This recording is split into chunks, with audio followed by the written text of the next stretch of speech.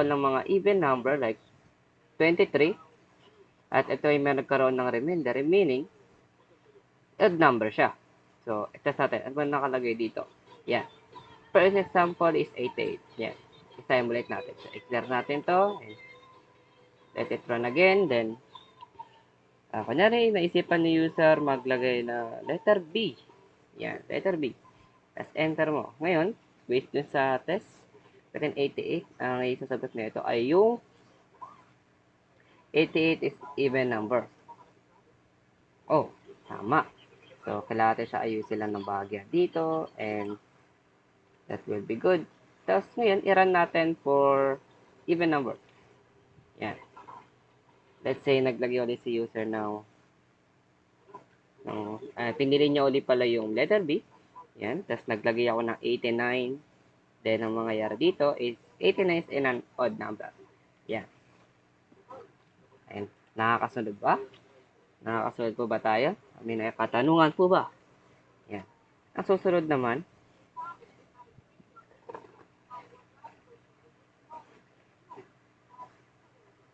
okay. Saan na ba tayo?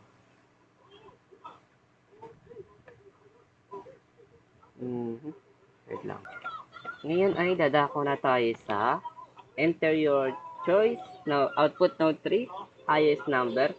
Ngayon, meron ditong tatlong number na i-input. This is, pipiliin niya lamang kung sino yung pinakamalaking number. So, para gawin yan, magkaka-paste ulit lang ulit tayo ng ito. Copy natin ito si other even number. Oh, wait lang. Even number. Siyempre, copy natin yung dyan. Else if. Then, ipasok natin siya dito. Enter lang natin. Yan. Yan. So, letter C yun. Letter C. And letter C. Ito ay magiging highest number. Yan. So, ngayon, makikita natin dito ay tatlong number yung hinihingi nung function. Okay? So, tatlo. So, maglalagay tayo dito ng tatlo. Yan. I-edit lang natin siya. Siyempre, kailangan natin maging practical para mapadali ang buhay. Ito ay second number. At ito naman ay third number. Yan.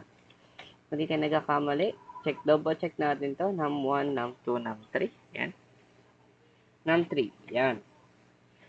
Ito susunod naman ay yung i-check niya. Check. Check which is the highest. Siyep na mag-ibig ng English dito. Highest number. Yan. Highest number. Yan. Aside naman, ngayon, pwede naman tayo gumamit ng traditional na ano ba, if ng shorthand if statement para mapadali tayo, which is yung if num1 is greater than num2 and like for example ganito, if yan. Alin, if okay, huwag na makalimutan yung sorry, hindi ko na pindot yan. If num1 is greater than equal to num2 and num1 is greater than equal num3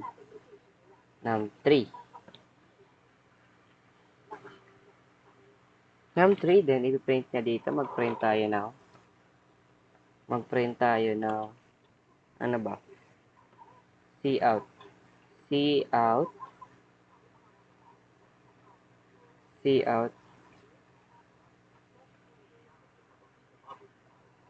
Cout num1 is, space is the highest number. Yan. Then, syempre, ganun lang din sa, sa susunod.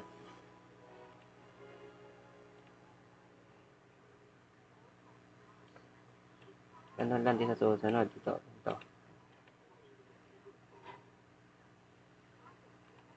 Ito, lagyan mo dyan na else, if. Ay, baliktad. Else if. Yan. Else if, lagyan mo lang dyan, num2. Ito ay num1. Ito ay num2. May tama na pala, num3. Tapos sa susunod naman ay yung else. Else num3 is 1 and 3 and 2. Okay, so ayun, wait lang. So dito, since nasa isa tayo, mali yan. Yan, then okay. Then, hindi ka rin makalimutan yung and just copy lang natin yan. Yan. Then, after yan, so, ganito. Ay, i-clear natin to. Then, output. Yan. So, which is, okay naman yung ganitong choices. So, kunyari, naisipan ni user ay piliin yung C. Uy, C. Asan na? Enter your choice.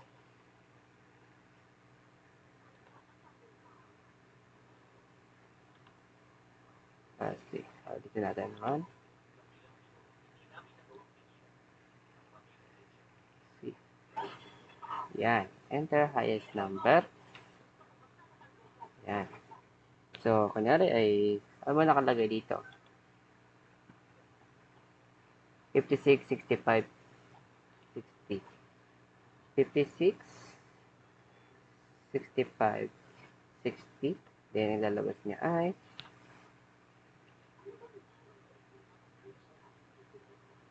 number. Okay, may nakalimutan lang pala tayong baguhin, which is yung num2. num2, and pag tinaman dito ay num3. So, yan.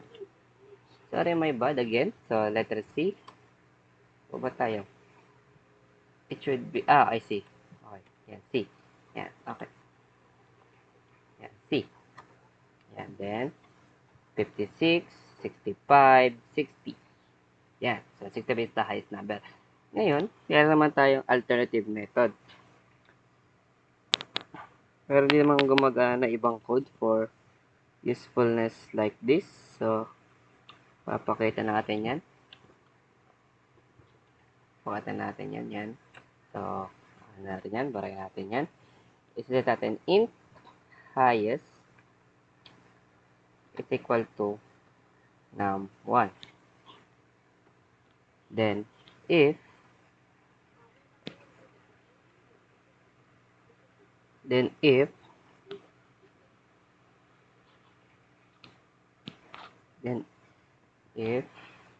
ano yun? Okay.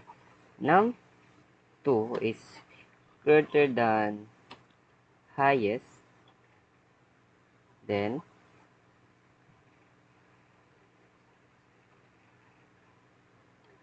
num highest is equal to num2.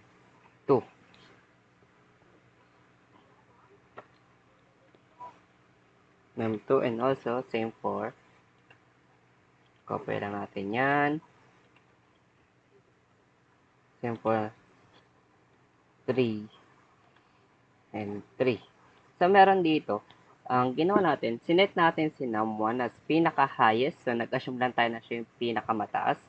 Ngayon naman, sa loob nito, kapag si num2 daw, ay mas mataas doon sa current highest, which is yung in-assume natin na mataas si num1, ngayon naman si highest, isa-set niya yung pinaka-highest ay isa-set niya yung sarili niya as pinaka-highest, which is equal to num2.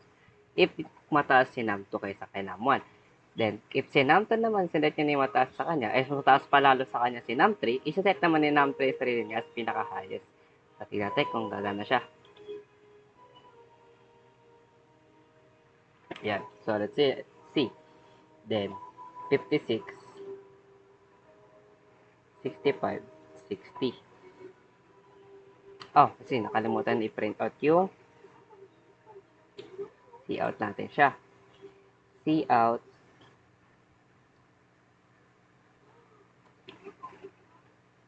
C-out. C-out. Uy, saan yun? Ito pala. Saan niya mapindot? Highest is equal to. Then, is space is the highest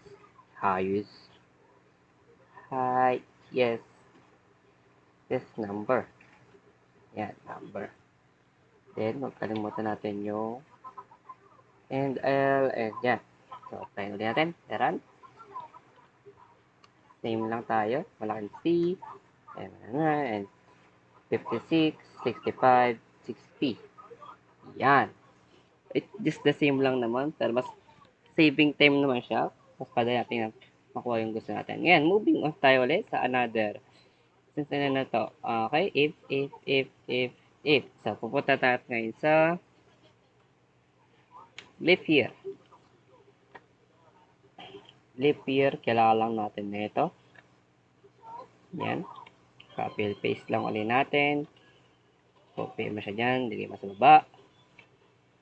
Yan, import the user. Yan.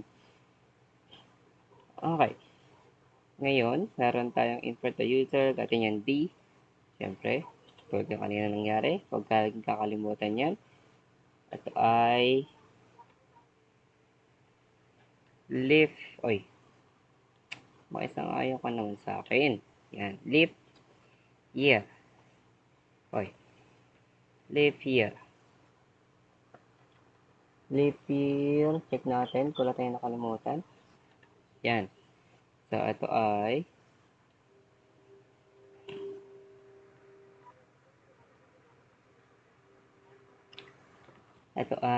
kung doon nagkakamala, double check natin ay enter a year. So, yan. And enter a year. Yan. So, ito ay year. Ito. At yung maalala nyo, nag-declare tayo dito ng year. Yan. Yan. Tapos, next. Ay yung magiging function naman niya. Talaga din dito. Check.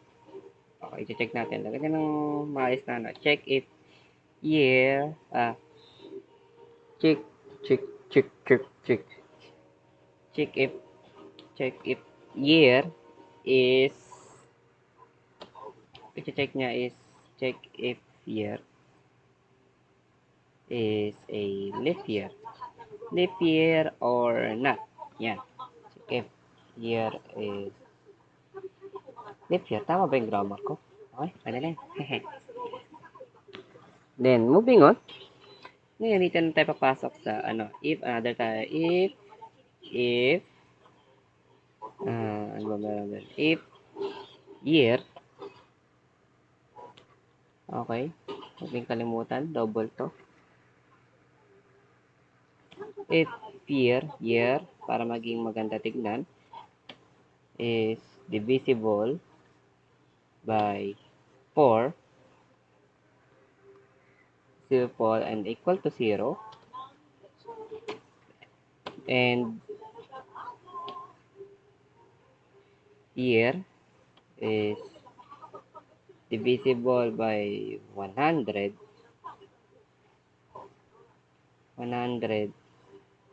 and not equal ba yun?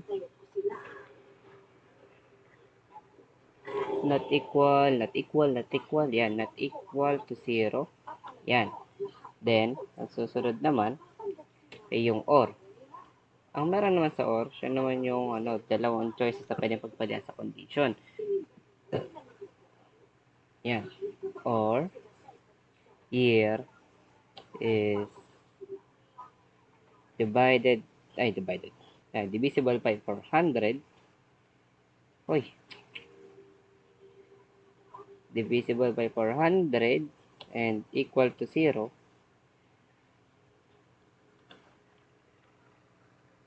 Equal to 0. Mag-print tayo ng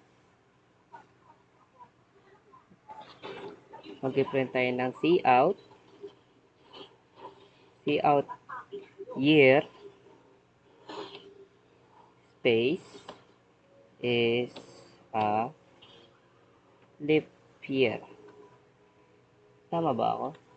Isa leap year? Okay, isa leap year nga. Oy.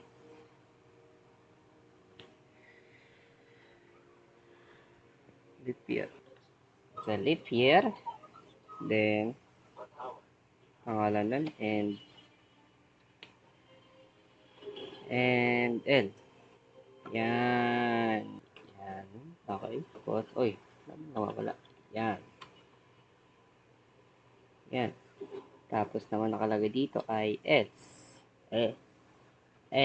Ay. Else. Yan. Else. Sa pasok dito. Else. Copy lang natin to. Then, bam. Then, susunod ay huwag mo kalimutan na ganyan dyan. Ayan. So, dito, just explain ko lang sa inyo. Ayan. Dito, kapag ganito, ayan, diba, dito, mag-input si user dito, at pag nag-input si user, ilalagay yung in-input niya doon sa, dineclare natin na year. Ngayon, pagdating naman sa, i-check, check if year is a leap year or not, dito, kapag nito, kung yung in-input ba ni user ay divisible by 4 at equal to 0, and yung year na in-input ulit ni user, which is yung the same na in-input ay divisible by 100 and not equal to 0, then hindi na papasok is pang condition, or year na in-input ni user ay divisible by 100 equal to 0 is divisible by 400 and equal to 0, mag-print siya ng year is a leap year. Then, kapag hindi naman, magkalagay na siya dito ng year is yun. Is not a leap year. Yan. Yan. Clear natin. Yan. Ito. Yan. Ito. Yan. Yan. Ngayon, kaisipan niya, yan. Tapos mag-enter ng 2024. Labas niya, 2024 is a leap year. Then, run ulit natin siya. Kanyari, yan. D naman ulit. Yan, D. Tapos, nag-enter siya ng 2023. And, hindi siya pasok sa mga condition na nangyari dito. Nangyari sa ating blockout ng if statement dito sa sasali siya ni else na 2023 is not a leap year. Yan. Ngayon, yung susunod naman natin is yung else. Else. Yan. Ang meron naman dito ay lagyan natin ng take no other answer other than the choices. Yan. Bakit? Kasi ito, ang mangyayari dito ay invalid input.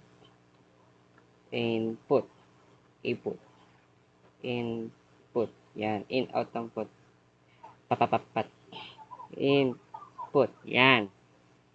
Huwag din kalimutan yung and L, pray, and done. So, bakit ito techno-other? Kasi, kahit anong ilagay dito na ni user na wala sa choices, ang mga lalabas lang dito is yung invalid input. So, subukan natin. Yan. For example, ito. Naisipan ko maglagay ng letter E. Oh, yan. Ang lubas, invalid input. So, sa ating lahat ng output na gustong makita ay lumabas naman na base dito. And lahat ng ano ay acceptable lahat ng letter, mapalaki man yan o mapaliit. Yan. Tapos dito nakalagay ito. End. Yan. End na. Yan. Tapos na. So, yan. So, dito, sa una ay yung pag-declaration ng data sa choices na sa mga pagpiprint ng choice na pagpipilian ng user and yung paglalagay niya ng choices, ng choice is yung A, yung calculator, napakita ko din naman, at pagdating naman sa else if, which is yung B, yung order even, kung odd ba yan o even, then pagdating naman kay C is yung the highest number, and pagdating naman kay D is sa leap year. Yan, leap year. And valid input. So, ang lahat ay gumagana. At ayan lamang po. Maraming salamat. Thank you.